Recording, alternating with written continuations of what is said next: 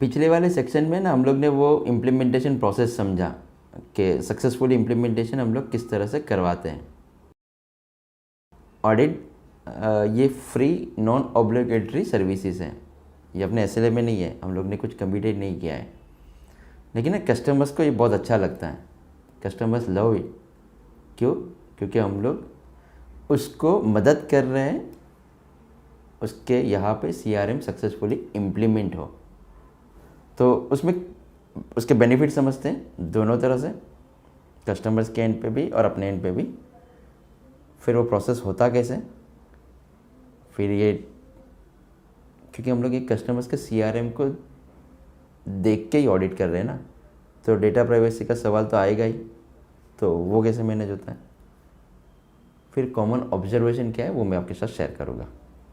आइए देखते हैं हम लोग ये ऑडिट का बेनिफिट्स क्या होता है। एक्चुअली देखा जाए ना तो सीआरएम जो यूज़ करते हैं ना उसमें कुछ ना कुछ इश्यूज़ हो गए। मैं टेक्निकल इश्यूज़ की बात नहीं कर रहा हूँ, लेकिन जो यूज़ करने में कहीं ना कहीं उन लोग को चैलेंजेस आ रहे हैं, तो वो किस तरह से टैकल करेंगे और उसको किस तरह से इम्प्रूवमेंट करने में हम लोग मदद करेंगे। तो पहला मुद्दा होता है कि एडॉप्शन यूज़र्स का इंक्रीज़ हो जाएगा। वो कैसे होगा? क्योंकि जो लोग अभी एंट्रीज कर रहे हैं ना वो कहीं ना कहीं गलती कर रहे हैं, तो हम लोग उसको गाइड करेंगे कि ये इसको सुधारने की ज़रूरत है, तो वो सुधारना चालू हो जाएगा, तो एडॉप्शन में फ़र्क पड़ेगा। फिर उसके ऊपर रिव्यू मीटिंग होता है, तो वहाँ पे टीम लीडर भी रहते हैं, तो रिव्यू मीटिंग में वो मॉनिटरिंग होगा, मॉनिटर होकर वो प्रोसेस के हिसाब से वो डेटा एंटर हुआ है कि नहीं हुआ है वो चेक किया जाएगा, तो अपने टीम लीडर को भी फ़ायदा होगा उसके लिए। फिर उसी ऊपर से अपने को ये एक्शनेबल इंसाइट्स मिलेगा कि आगे क्या करना है, उसमें कहीं पे प्रोसेस में चेंज करना है, रिकॉर्ड में अपडेट करवाना है। फिर वो जो प्रोसेस है ना, क्योंकि इसमें ना अपने को ये अवॉइड बहुत करता है, डेटा डुप्लिकेट करने के लिए, मॉनिटरिंग करने के लिए अवॉइड करता है, प्रोसेस को डुप्लिकेट करने में अवॉइड करता है, तो आपकी ऑप्टिमाइजेशन हो जाएगा प्रोसेस का पूरा, और फ्रिक्शन कम हो जाएगा, स्ट्रेस कम हो जाएगा। जैसे स्ट्रेस और फ्रिक्शन कम हुआ दैट मीन्स के आपके यहाँ पे ये यूजर्स का इफ़ेक्टिवनेस और प्रोडक्टिविटी अपॉप बढ़ जाएगा, तो ये फ़ायदा होगा। पहले तो ये चेक करना कि सीआरएम यूज़ कर रहे हैं कि नहीं कर रहे हैं हम लोग। अच्छा, इसके ना ये डीक्यूएम बोलते हैं हम लोग, डेटा क्वालिटी मैनेजमेंट करके। ये डिफ़ॉल्ट रिपोर्ट्स भी अपने सीआरएम में अवेलेबल है, जो एंट्रीज कर रहे हैं कि नहीं कर रहे हैं, कल के दिन एंट्री किया कि नहीं किया, वो एंट्रीज करने में कुछ मिसिंग तो नहीं है क्या, एंट्री कर रहे हैं कि नहीं कर रहे, पहला तो मुद्दा आता है। अगर कर रहे हैं तो उसमें कुछ मिसिंग होगा, तो वो हम लोग उसको गाइड करेंगे कि ये मिस हो रहा है करके।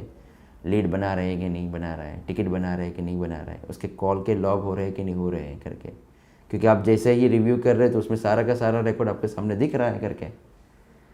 फिर वो जो जितनी भी फील्ड बनाए हुए हैं ना, क्योंकि लीड वाले मॉड्यूल में, टिकट वाले मॉड्यूल में, उसमें कैटेगराइजेशन किया रहता है, बहुत सारे ड्रॉप डाउन बनाए रहते हैं, सिटी एंटर करते हैं कि नहीं करते, फिर बाद में टाइप ऑफ कस्टमर डिफाइन करते हैं नहीं करते, तो ऐसे कितने रिकॉर्ड है जिसमें ये टाइप ऑफ कस्टमर्स डिफाइन किया है कि नहीं किया है, टाइप ऑफ इंडस्ट्रीज डिफाइन किया है कि नहीं किया करके, तो वो सारी रिपोर्ट आपको मिलते रहेंगे। अब अगर ये वाला रिपोर्ट आप सबमिट करते हैं या उसी समय आपके टीम को बोलते हैं, तो वो चेंज होता जाएगा, तो कस्टमर्स को यूज़ करने में और फ़ायदा होगा। तो जो दिखता है ना सीआरएम के अंदर वो होना चाहिए, और वो जो है ना वो सीआरएम में दिखना चाहिए। तो सीआरएम के अंदर जो भी डेटा है ना वो ट्रस्टेबल होना चाहिए। ये मोस्ट इम्पोर्टेंट पॉइंट है ये प्रोसेस क्वालिटी को लेके, इसको पीक्यूएम बोलते हैं हम लोग। तो इसमें बहुत सारे क्रिटिकल प्रोसेस होते हैं, बहुत बार है ना वो सेल्स का फॉलोअप ही रह जाता है, ओवरड्यू में सब दिखने लगता है। अब सेल्स का फॉलोअप मिस हो रहा है, दैट मीन्स वो तो आपको पता ही है कि वो कस्टमर्स को हम लोग फॉलोअप नहीं करेंगे तो कस्टमर्स किसी और से चला जाएगा करके, तो फिर वो टिकट के अंदर वो ओवरड्यू मेंटेन नहीं हो रहा है, तो कस्टमर्स एनोइंग कर रहा है, अपने को फ्रस्ट्रेट हो रहा है। फिर हम लोग ने वो डेटा किसी और को एलोकेट कर दिया है जो एक्चुअली अपना यूज़र्स ही नहीं है, या गलत पर्सन को एलोकेट हो गया करके, तो रॉन्ग असाइनमेंट हो रहा है। ऐसा कितने डेटा है जिसमें यूजर्स प्रॉपर एलोकेटेड नहीं किए हुए हैं या प्रॉपर असाइनमेंट नहीं हुआ है, तो वो भी अपने को पता चलेगा। तो वो PQM में आपको मदद करेगा। ये कैसे करना चाहिए ना, वो हम लोग समझते हैं। पहले तो ये कैसे करना चाहिए, ये ऑनलाइन मीटिंग करेंगे, इसमें बहुत सारे टूल्स नहीं यूज़ करना है, अपना डैशबोर्ड और रिपोर्ट को देख के ही पूरा ये ऑडिट करना चाहिए। इसमें कौन कौन होना चाहिए? बॉस होना चाहिए, बिना बॉस ये नहीं करना चाहिए। टीम लीडर्स या मैनेजर्स वो होने चाहिए, एडमिन होने चाहिए, CRM के एडमिन है। अगर जूनियर्स होगे तो भी चलेगा। कब करना चाहिए? इनिशियली मुझे लगता है कि एवरी 15 डेज़ होना चाहिए, फिर बाद में धीरे धीरे वो उसको 1 महीना, 2 महीना, 3 महीना भी आप कर सकते हैं। लेकिन ये करेंगे ना तो जो सक्सेसफुली अपने को डिलीवर करवाना है, इम्प्लीमेंट करवाना है, जो सेल्स पर्सन ने जो कमिटेड किया है या पार्टनर ने जो कमिटेड किया है वो डिलीवर हुआ कि नहीं हुआ, तो वो ये ऑडिट प्रोसेस से पता चलता रहेगा। मुद्दा ये आता है ना कि कस्टमर्स हम लोग बोलते हैं कि नहीं आप ये मेरा CRM का डेटा क्यों आपको मैं दिखाऊँ करके, तो डेटा प्राइवेसी आता है। हम इसके लिए ना वो NDA साइन करते हैं प्राइवेसी पॉलिसी को लेके, ना तो हम लोग आपका डेटा यूज़ करते हैं ना तो डेटा सेल करते हैं करके। हम लोग उसका CRM का डैशबोर्ड और रिपोर्ट एक्सेस करेंगे, अंदर जाके उसके ऊपर हम लोग कुछ करने वाले नहीं। फिर भी हम तो ये कस्टमर्स को मदद कर रहे हैं ना, अगर कस्टमर्स बोलेंगे तो हम लोग करेंगे। ऐसा हम लोग तो कुछ कर नहीं रहे ना, कोई एडिशनल टूल्स यूज़ कर रहे हैं। ये अपने जो CRM में जो प्री डिफाइंड डैशबोर्ड और रिपोर्ट बनाया हुआ है ना, उसी को यूज़ करके ये पूरा ऑडिट कर रहे हैं। और अगर फिर भी कस्टमर्स डिनाई करता है इसके लिए कि,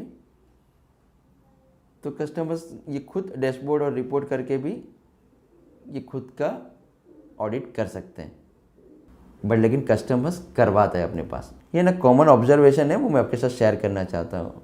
पहला सबसे मुद्दा रहता है कि मॉनिटर कोई नहीं करता है, और कोई मॉनिटर नहीं करेगा तो कोई आपको ये टेक्नोलॉजी मदद नहीं करने वाला है आपको बिज़नेस के बढ़ाने में। ये आपको सिर्फ डेटा दे रहा है, एक्शन तो आपके पास ही करवाना है। इसमें ना एक वीडियो से कि बॉस को क्या करना चाहिए करके, उसमें 5 things that boss should do for success CRM implementation, और आपको बिज़नेस को बढ़ाना है। इन नीचे कमेंट में इसका एक लिंक अवेलेबल है, तो मैं आपको या आपके कस्टमर्स को भी शेयर कर सकते हैं।